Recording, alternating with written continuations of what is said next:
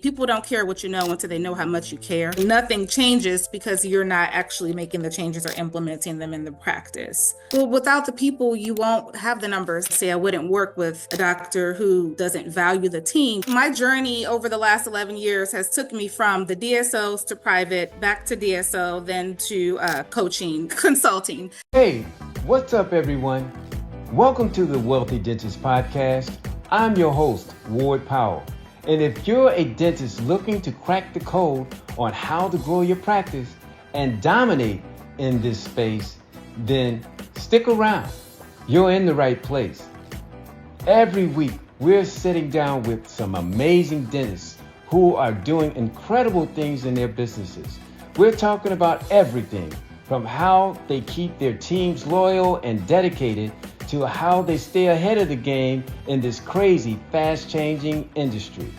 You'll hear about hacks like using virtual assistants to free up your time, strategies to make more sales with less effort, and even mind-blowing stories about patents and inventions that are changing the industry as we know it.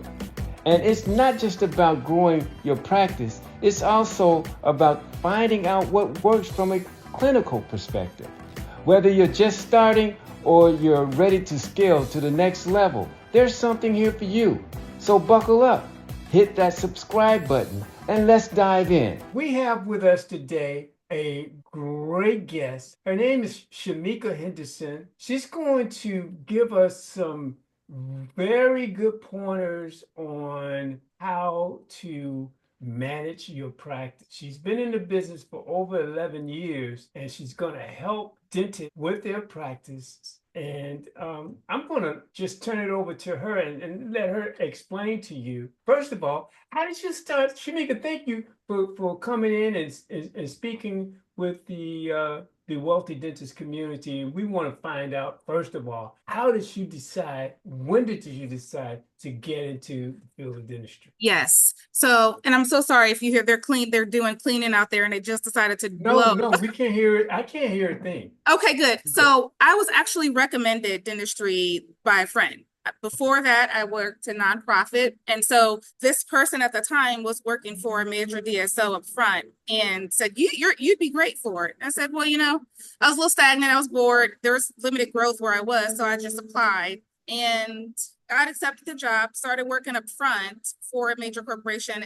The position was called business associate at the time. And the company that I worked for took me through a lot of courses, I would say. I learned the business of dentistry basically through different education programs and utilized all of the resources that they had. But I fell in love with it and it was natural. But what I love the most is that consistent patient connection every 6 months, every time they come. And there's, every day was different in a dental office and it was fun. It truly was fun. Okay, yes. So you started off with a major DSO, then you did that for how many years? My journey over the last 11 years has took me from the DSOs to private, back to DSO, then to coaching, consulting. So I'd say 7 of the years was in office DSO group, multiple practice management. Okay, multiple Yep. practice management. Mm-hmm. Yep. And then that's where you pretty much sharpen your saw, so to speak. Yes. Move into what is now.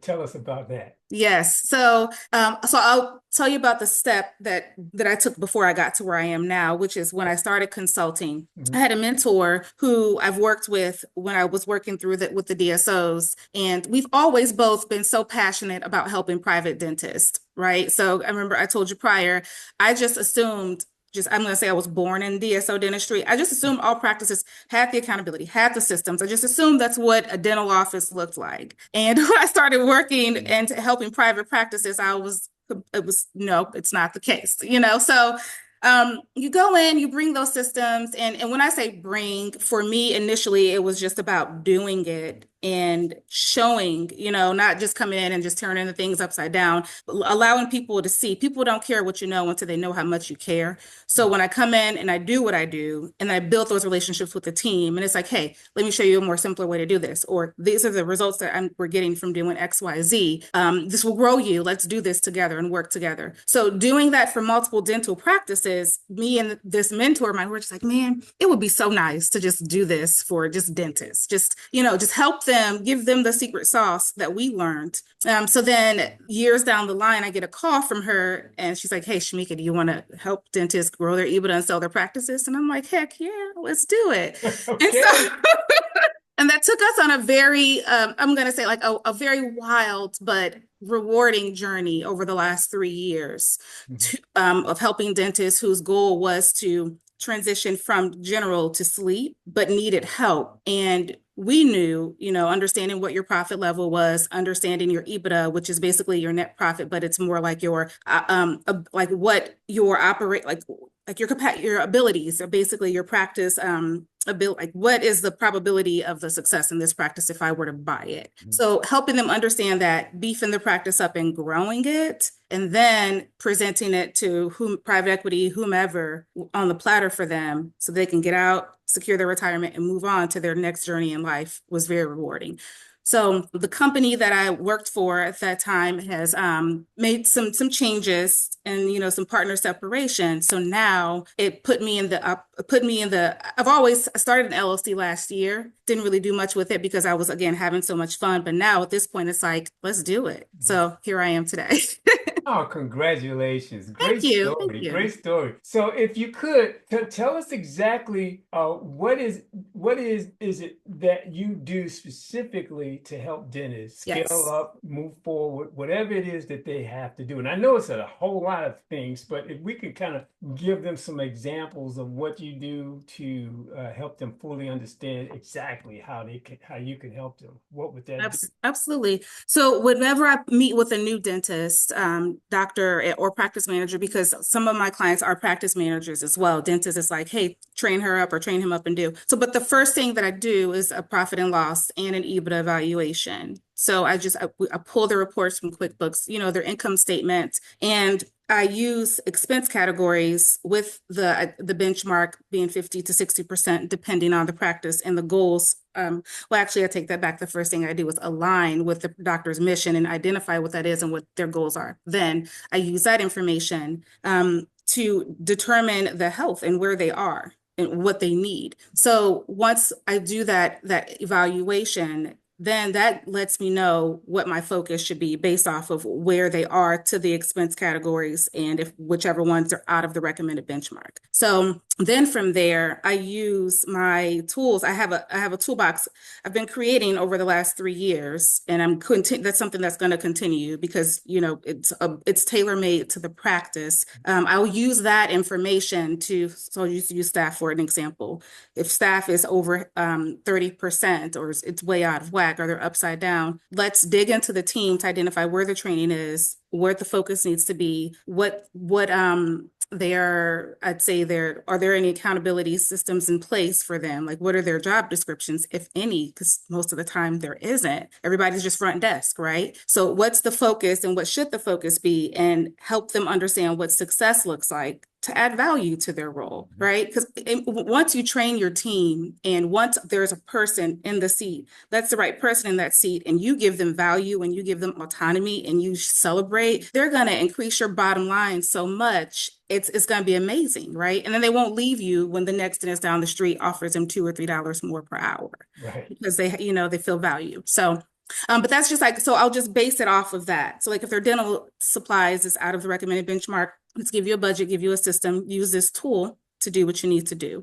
Mm. So like you say, it's a lot, but we partner and we base it off of what the need is, but I determine the need with that initial evaluation in the beginning. Oh, wow. Wow. So you go in, you do the evaluation, and it could be a number of things that they need, and then you Mm-hmm. figure out what it is, what's the cog in the road, so to speak, and Yep. or will, and then you take care of it. Yep. Wow, that's great. That's great. So is there like a number of dental offices that you willing to take in, or is that something like that you've kind of figured out in your head going down the road, how many you can actually handle? Yes, I do have a capacity right now because right now it's me. Hmm. So my capacity, I would say, is 10 Okay. because that's the number that I know that I can dedicate the most time without sacrificing my personal flexibility too, because my personal life and the things I value are important as well. Yes. But I want to be able to give each practice everything that I can give and not be overwhelmed. Hmm. Now, mind you, I came from before with a capacity of 25 to 30 practices. Wow. So yes. So with that 10, so that's that solid, healthy number to where I could focus on you, wake up daily, do what I need to do, dig into your practice, support you, identify where we are towards your goal, and help you Mhm. get there. No, okay, okay. All right. Well, that sounds intriguing and you used to have like 30 and 40 practices that you were handling. Now it's just like, okay, I'm gonna focus on 10 and they're going to get all of me while they Yes. have me. That's Yes. great. So what is the gestation period of, and I know this is probably a loaded question. I was wondering, how long do you have to stay, or will you have to stay with a particular group or office? Honestly, it's as long as so there's a goal that we set. So whatever their goal is, again, based off of that evaluation and where they are, we create a goal to get to where they need to get to. So it depends on the doctor's goal. So if the doctor's goal is, I just want to get my team managed, or I just want to reduce my overhead, or I just want to be more profitable. In most cases, most practices are under collecting so much. Yeah. So, and then it could be, I honestly need an exit strategy. I don't know, I need to retire. I just need some help to get out of here. So depending on what their goal is, that determines the amount of time. Hmm. So right now, a huge portion of my support is with the practice managers as well. Okay. Because for me, I was that one person that started out in the practice as just a front desk business associate. And I seen the impact that I myself and ones like me made when you were all in, when you really had fun and appreciated your work and took the time to develop yourself. So doing that for some person and upfront and growing them and helping them grow their team, that the retention, not the retention, the return on that is impeccable. I So can, it just depends. I've yeah. had a client for the last 3 years. So Oh, it mhm. varies. It varies. It Yeah. varies. So you Off and might on. have Yeah. somebody for 3, 4, 5 years, or Oh, somebody yes. Hmm. maybe 6 months or 12 Yeah. months, or Yep. something like that. Yep. Understood. There's definitely value there. So, Yes. is there like if they were to offer if you were to like find some, I mean, like, is there like a I should say a qualification, if you will, for you Yes. bring somebody to say, okay, I will work for you under these, parameters. Right. Right.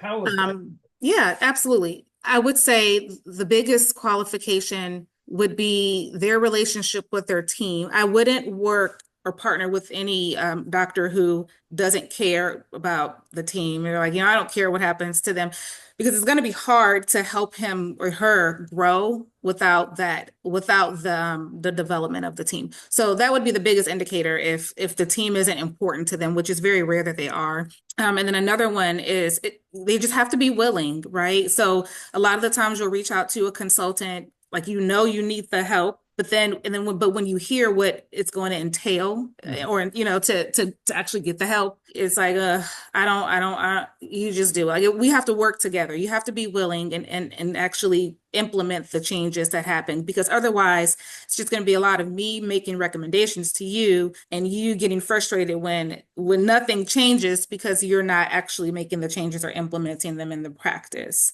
Yeah, so that would be but otherwise I typically don't, or honestly too, when they're understaffed, that's really hard. Like I do some recruiting, I really do. But it's really hard. It depends on where you are. I'm in the Chicago area and I will travel. Mhm. But it depends when you're like limited staff.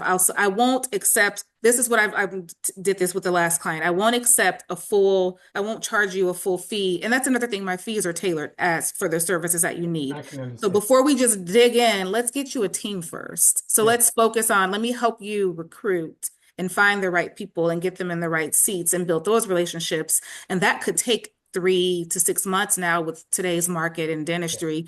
And Yeah. then once that happens, now let's start digging. Like I'm going to evaluate to see where you are and see what you can afford and help you make the best decisions for your practice. Mhm. So, but yes, Wow. Okay. So then there are a number of parameters yes, that prerequisites that has to be there before you even consider taking them on as a client. Number one is making sure that they have a connection with their staff. And if they yes, don't, then of course that's a no-no. I can definitely understand that. yes. Everybody wants to be wanted and hmm understood and not misunderstood. So I really, really appreciate that piece of information. So, I mean, like, wow. So you're like, aside from, because I'm looking at you as a numbers person, that's analytical. yes, And then you're saying that you're like dealing with people, and that brings on another like you could be analytical at one point and not people, yeah, or you could be the other way around, people and not analytical. Now, it seems yes, you're bringing both to the party, if you if you will. yes. That takes a very very I mean, like a very important, like a very special person. Let's Thank just put you. that Yeah. to Well, be able to have those two pieces in place. yes. Well, without the people, you won't have the numbers. I've heard people say over and over, like, "Oh, numbers don't lie," and the numbers tell a story, and that those are true. But without the people in place, you won't influence those numbers at all. They have to work together. Hmm. It's a marriage. Hmm. So embracing that and respecting that, I would say, and appreciating the fact, because what you so often hear when you go into these practices and you're leading these teams, oh, they don't care about us, we're just a number, or they just want to get this number. And so it's important to help them understand their influence on getting that number, and then that adds value to Yes. them. Yes. It's like, so this number is, it's necessary to run and operate and to grow you and to develop you. However, this is how you influence this number. This is how you become more than just a number by developing these skills and me providing the tools and building that. So it's once you connect the two, even for the team members, and treat them with respect, kindness, and listen to them and add value to them and cheerlead them, it makes a difference. And then those people influence those numbers and it works. But I'm not gonna lie, I love the number side of it, the analytics. I do. I Hmm. love digging into the practice, and because that is the first thing I do before I even step foot is look to see what the health based off the KPIs. Like, what does the reappointment rate look like? What's the retention rate? How much are they paying for marketing? But yet, how many new patients are they keeping, and why? Just looking at these numbers, and then I go into the practice, and then I see it adds color to it. So Mm, mm, mm. So, I mean, like you're doing these two. I mean, well, I call them two pieces, but they're really not. They're just major ideas or areas that you specialize in. How did you wind up marrying those two so easily? being the person on the other side, Ah, feeling the same thing that they felt, right? yeah. It's you push, and that's the first reason, the main reason why I left the dental corporation. The first one in the first place is because you do feel bogged down. And at this point, I was managing practices. So it's like, but man, it's like, okay, I get that this is important. I get that this is necessary, but it feels heavy on the people. So the way I realized, okay, so I went through and I figured it out. For me, it was growth. For me, it was there needs to be a reason for me to get up and come to this practice where I know all they're going to do is care about how much I collect today, what percentage I am. And if I'm not, it doesn't matter how many excuses that I give them, they're not going to care. So then I realized that whenever there's someone on a team reacting away, like what I needed was tools and resources. What I needed was support. So, but then everybody's needs are different. Like when you do go into these practices and you're this new person, and then the dentist is retiring and there's somebody else coming in, sometimes they're just mad that things are changing. They could Hmm. care less about anything else, but it's like this new dentist is not who the other person that I was working for. So Hmm. then it's like, okay, like supporting them through that process of change, hearing them out, allowing them to vent, but then also adding that value to them and then connecting it to the new, to the whoever the new doctor is. Patients feel it. And that's the biggest thing is when you let the team know, patients feel That's when right. when you are being resistant, or when every time you walk into the room to do the exam and the doctor is, you don't like the doctor, the patients feel that. Hmm. So, and that's the thing, this is bigger than you. You contribute so much to it. So you can decide to contribute negatively and Mm. continue to be upset, or you can decide to accept the change and embrace it and be the best version that you can be for the big picture. And Hmm. having those genuine conversations with them, because most people are like, but it's the reality. So, whichever you choose, I'm here for you. But if you choose this one, you'll coach yourself out. If you choose this one, you'll coach yourself in. It's those are your options. Mm. How do we get you there? So yeah, and it honestly 9 times out of 10 it usually works because again, coach out or coach in. But everybody wants to you want to keep everyone on the team, and this is why it's important that I say I wouldn't work with a doctor who doesn't value the team, because it's harder for me to be the one that's champion for you more than anything when the doctor is coming there and it's like it's for nothing. He doesn't or she doesn't care. They don't care. Mm. So Mm. Mm. Wow. So, I mean, you don't have like a behavioral management background, do you? I don't. But I hear all of that. I hear it all, and that is interesting. I mean, like you got to deal with the leaders of the company. You got to deal with the team, Mhm. that's helping the leader do what they have to do to get whatever it is that they want. I mean, that is quite a juggling act. Yes. Then you have to be analytical.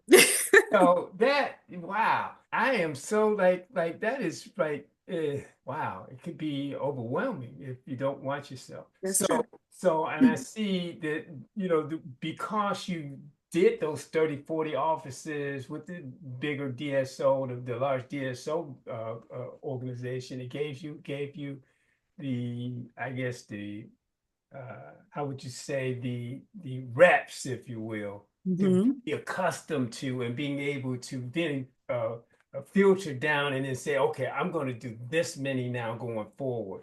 Yes. So, how are people reaching out to you? How are things going so far with your business? You said you just pretty much transitioned into this particular space, and Right now, yeah, I'm sorry. go ahead, go ahead. Right now, I would say I'm in the process of building and making my brand and actually, showing people who I am. So Mm. before I was doing paying for leads and marketing, and I had a conversation with an amazing woman who I'm gonna make my mentor. She just doesn't know it yet. An amazing doctor, who said to me, "You shouldn't be doing that. You don't need to pay for that. So you have the knowledge. You just have to let people know what you know." So she said, start going to seminars and start not start going to schools and finding groups and finding places where you can speak and just start speaking. Mhm. So, and it's ironic, or you are literally after I had this conversation with her, you popped up, and I'm like, whoa, whoa, okay, all right. Let's get So this done. right now I have three clients, and so I'm still working to build. So I have seven more that, the ability to gain seven more. So Mhm. yeah, so that's what I'm doing now. And I'm also responding and communicating more on social media posts as well, especially LinkedIn, and involving myself in topics of conversation and Sure. sharing insight on it. And Yeah. and it's amazing. It's fun. So Yeah. Yeah. yeah. You definitely caught my eye. I says, she sounds interesting. Let's contact her. Thank you. Let's see what we can do with this conversation. I'm so happy that you got an opportunity to come in and actually talk to us about this. Thank you. I'm So happy you reached out. I yeah, appreciate it. yeah, no problem, no problem. We definitely want to continue to watch this process as you move through your journey. But Thank like, you. I'm sure we have a lot more to talk about. So let's just stop this idea of me trying to uh, move into another area of closure, but we don't want to do that because I know there's some things that you have not talked about yet. So can you help Okay. me help the people understand some other things that they need to take a look at as you help them do what they need to do best? Absolutely. So I will mention, so dental insurance, let's talk about that for a bit. I would say, so in-network providers and verifying insurance for patients when they come in. There's really no need to verify their insurance. And this was a concept that for a while took not honestly, when I got it, it was just like, huh, because the relationship between the insurance company and with the patient, not the actual practice, right? We have the practice is obligated to see them and and take their benefits and make that necessary adjustment. But the actual relationship should be between the patient and the insurance. But it always turns out to be between the practice and the insurance Unfortunately, company, right? Yeah, right? yeah. So, but when the office takes on that responsibility, I think it creates a barrier between the patient and the office because Oh, now you're educating them on their health and you're also putting yourself in place to educate them on their insurance. So mm-hmm. now you're also that person as well. So Got you it. can become the bad guy, and what happens? You become the bad guy in a lot of situations. Mm-hmm. So removing that barrier looks like when a new patient calls into the practice and they're asking, hey, do you take my insurance? And you're like, yes, we are an in-network provider for that insurance. And it's like, well, how much do you charge for a cleaning? Now, paying attention to that question, I can, letting the patient know, well, I can let you know how much our office charges for the cleaning, our actual fee, but I think what you're really asking is what you're going to have to pay when you come in. And that question, you really want to reach out to your insurance company and get a breakdown of benefits so that you can see what your responsibility potentially could be, Mm-hmm. right? And Mm-hmm. immediately right there, because that's the reality. It's like we charge 300 for cleanings, but I don't know what your insurance is going to charge you. Right, We exactly. have the ability to find out, but we don't want to take that on. We want to truly be your health provider and be your new family. We don't want to manage the finances of you and the insurance company. So Right. then removing that, then it's like, oh, okay. So then you're also empowering that patient.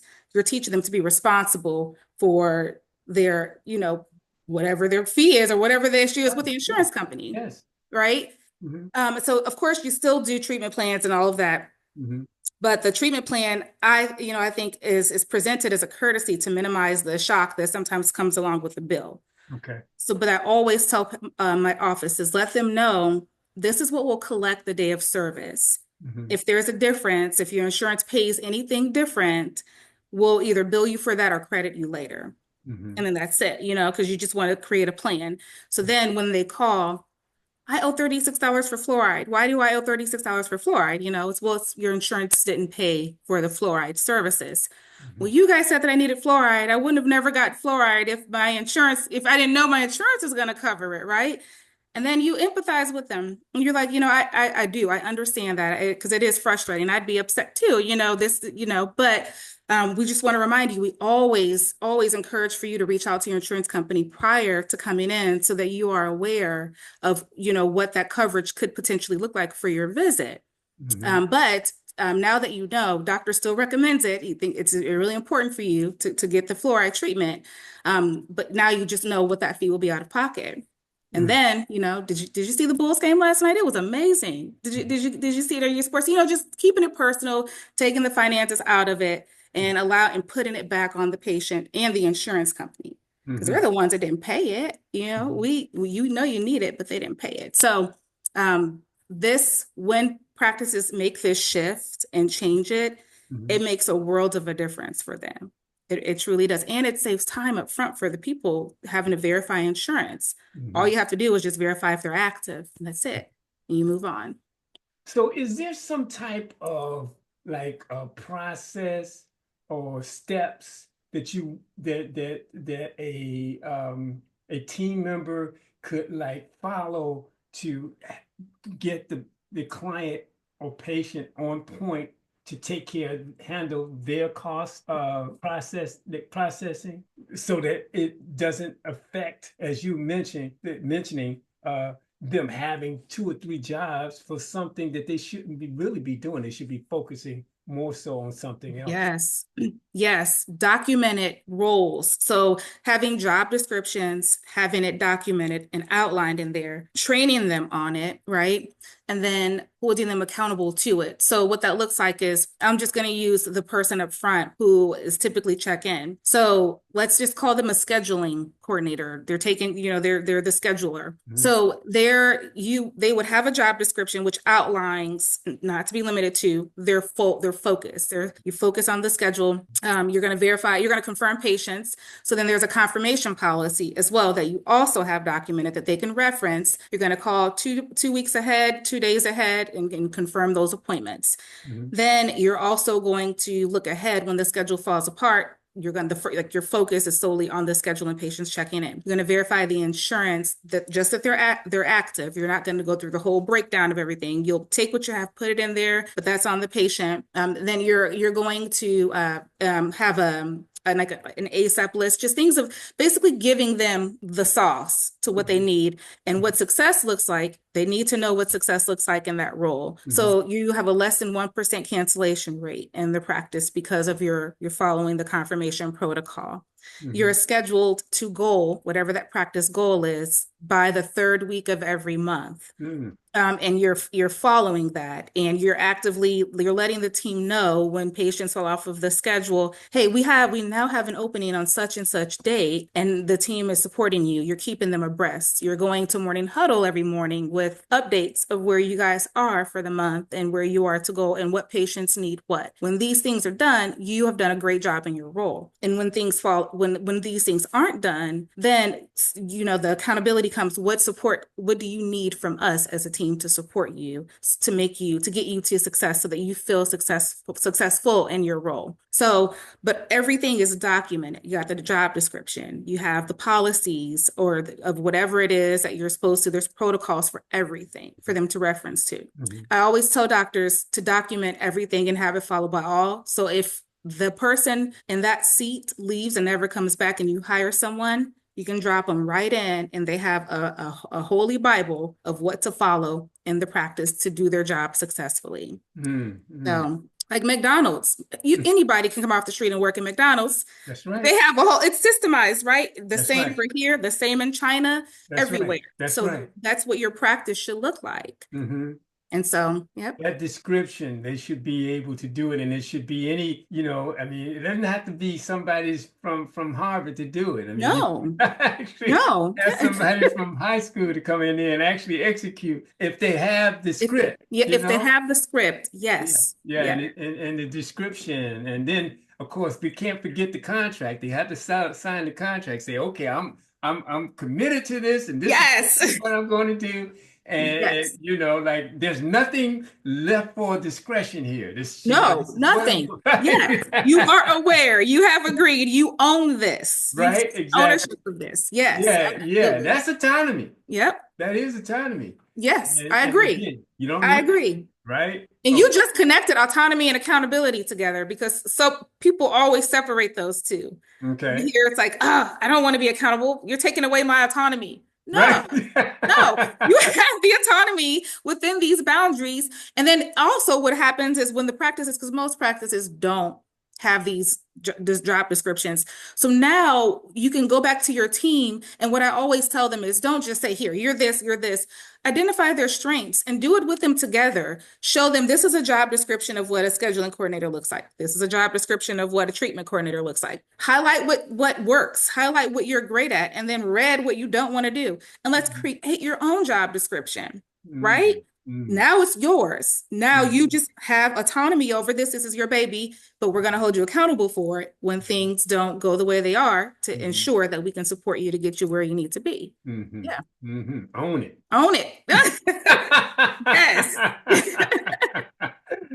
Oh my goodness. Oh my goodness. So now we went we started off with EBITDA. Well, of Yes, course your business acronym from the beginning. I mean your introduction to the DSO. Well, that was great. That was a great story. And then EBITDA, I mean, being so important to help people understand their worth, their value.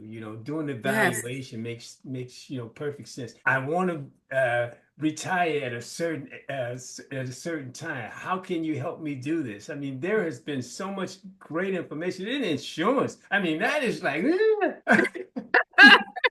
but dentists, they're like, oh my God, I have to go through this. But to teach the team members how to give that responsibility back to the patient because the Hmm. patient should take it. I mean, like that should be their responsibility. Absolutely. Absolutely. I mean, should Absolutely. we change that at all? I mean, like, come on now. Give them the work that they need to do so that they can, know that, before they have to pay for something, they already know Hmm. what the cost is going to be and what they have to come out of pocket, if anything. Absolutely. So yeah, this is great. So, all right, so we crossed the insurance road. Okay, what's next? Well, do you want to talk about EBITDA? Come on, And let's I know a do lot of dentists don't know what that word it. is. Yeah. So EBITDA is just basically it's earnings before interest, taxes, depreciation, and amortization, right? A lot of big words. Let's just that's what it stands for, but it's what most investors are going to look at to determine how profitable your practice is. Yeah. And I think even if you're not going to sell your practice, you should still be aware of how profitable you are and your value and what it would, what that would be. I think it makes a game changer for you as a practice owner when you do this. Mhm. So it's basically your net income, like EBITDA is, I'm sorry, net income, the difference between net and EBITDA. Net income is your bottom line Mhm. after all expenses are deducted, while EBITDA is the operational value before these expenses are Mhm. considered, right? Mhm. So the reason why I tell dentists to focus on this is a couple of things. So if you to look at it from a different point. So let's say you or as a provider generated $1 million in revenue. I'm going to try to make this as simple as possible. Let's say you generated $1 million in revenue, but your expenses are $700,000. Okay. Mhm. So it's $300,000. So your profit, your 30% profitable is to the naked eye. Mhm. But then someone comes in, let's say I come in and we do quality of earnings in your practice to truly determine and dig around and we find 100,000 of those expenses are your expenses, doctor, like your expenses, like your golf membership or your loans from from buying new equipment and things of the sort. So we're just gonna add that back because me as the owner, those aren't my not as owner, me as a person potentially looking at your business, I'm not gonna acquire that. I'll acquire some kind of different debt. So now it's at 400,000. Okay, so it's 40% profitable, right? So then now I need to know, since you are the provider, you generated that revenue, how you're paying yourself, or it doesn't matter how you're paying yourself, but what I would need to pay someone to replace you to continue to generate this revenue. Mhm. Because when you leave, you take that and all of that, your expenses with you too. Mhm. So now we have 400,000. So I just calculate, let's say you're 70% of that. I'm going to determine based off of pulling reports, what percent of the revenue that you generated is from the doctor. Say 70%, keep it simple, 30% is the hygienist. So, and then let's say, so 30% of that 700K, let's say you pay yourself, I'm going to normalize it. 30% of collections is what I would pay a provider or an associate. So what is that? Let me see. We'll just do some math really quick here.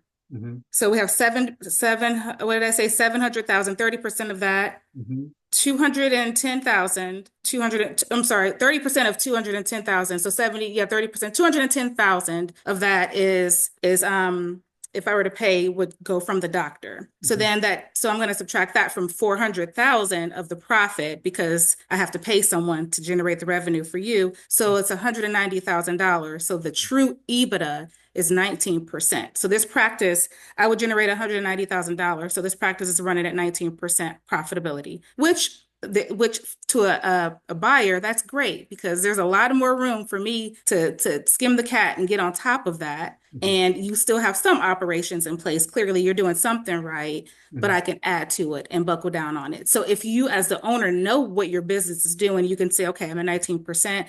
I myself, since I'm not selling, or if I'm not selling, can focus on certain areas to make myself more lean and grow my team. So Mhm. then when I am ready to sell, I already have an idea. Mhm. Everybody's EBITDA evaluation is going to be different, but at least you have an idea of the value of your practice. So that's the first thing that I do when I meet with the dentist. Mhm. And so I have the conversation with all of them. Some of them are like, I don't care, just fix me. But some of them are like, this is interesting, so but it's good to know, right? So, but that's fun to me. Doing stuff like that is very fun. And then Mhm. it's like, okay, now I can dig in. So Mhm. Mhm. Wow, I don't care, just fix me.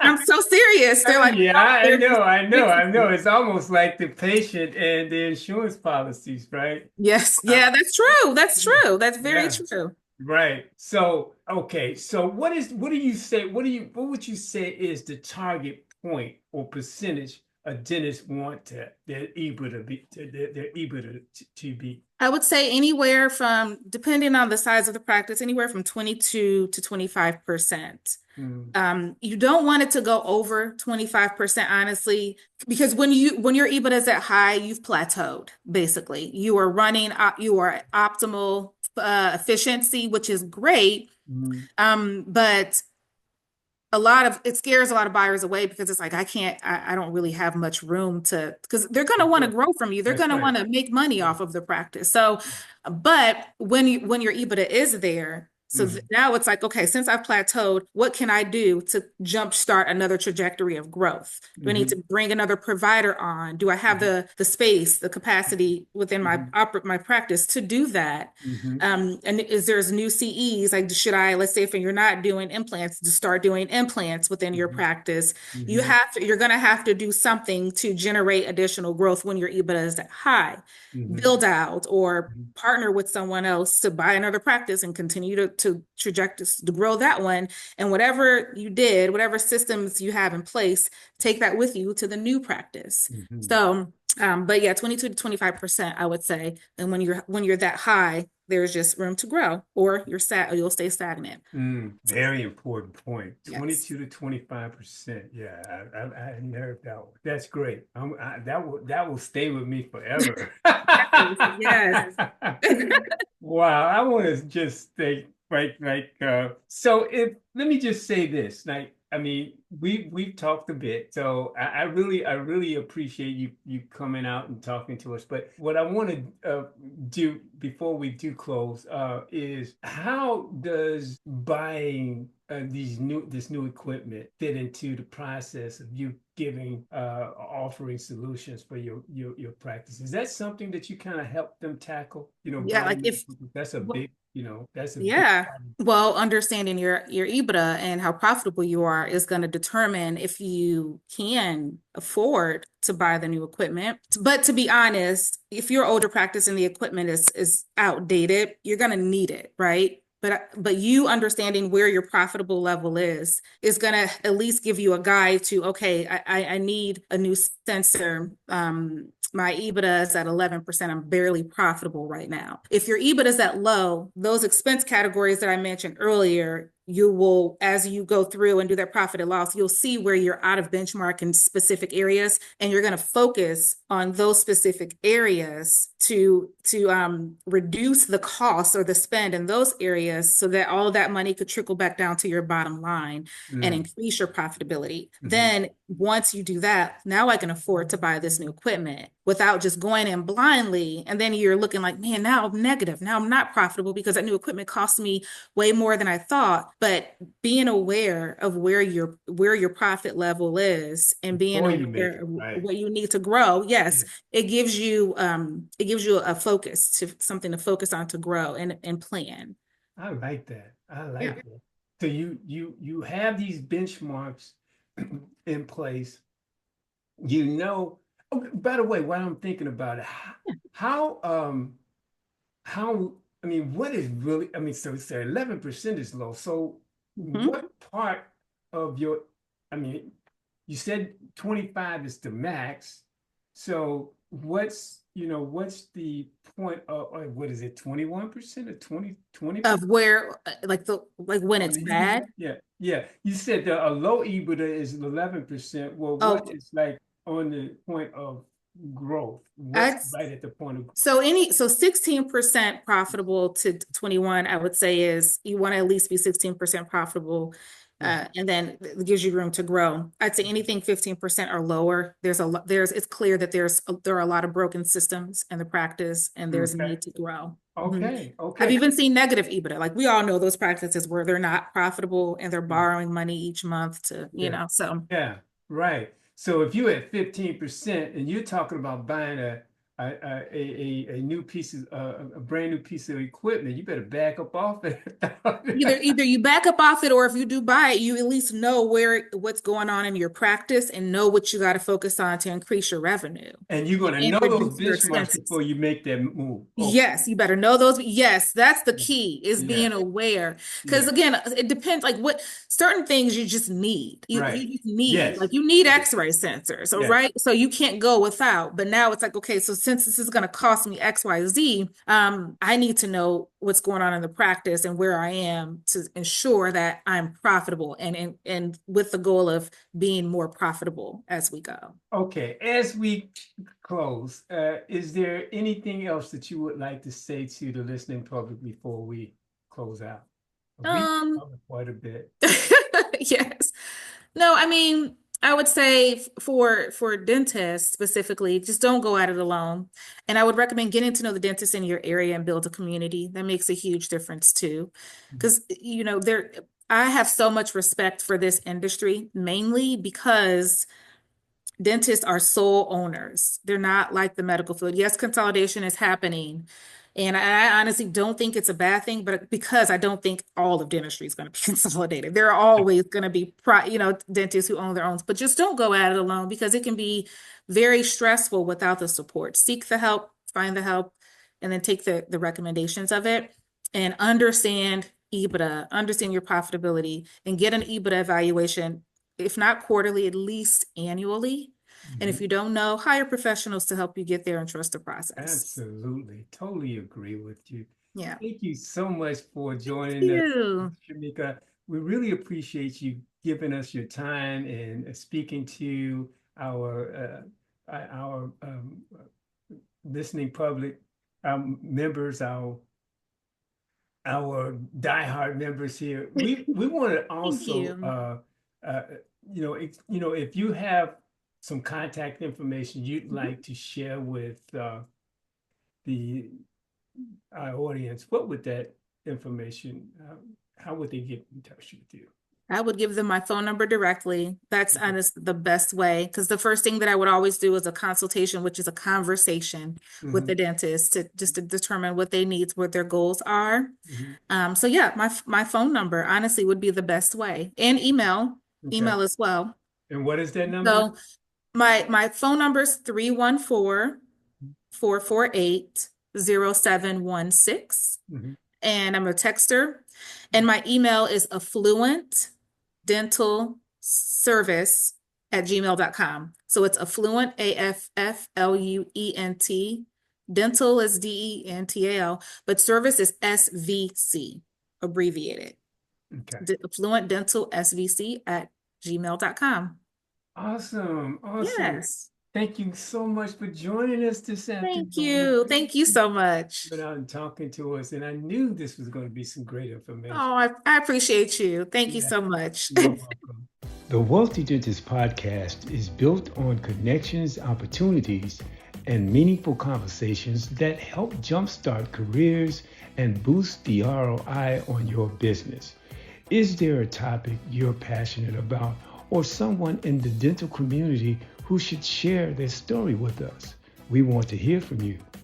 Email your suggestions to the Wealthy Dentist Podcast at gmail.com and let's create content that informs, inspires, and uplifts the dental world. Your ideas could spark our next big conversation. Let's make it happen. I'm Ward Powell, your host at the Wealthy Dentist Podcast, thanking you for being a part of our journey.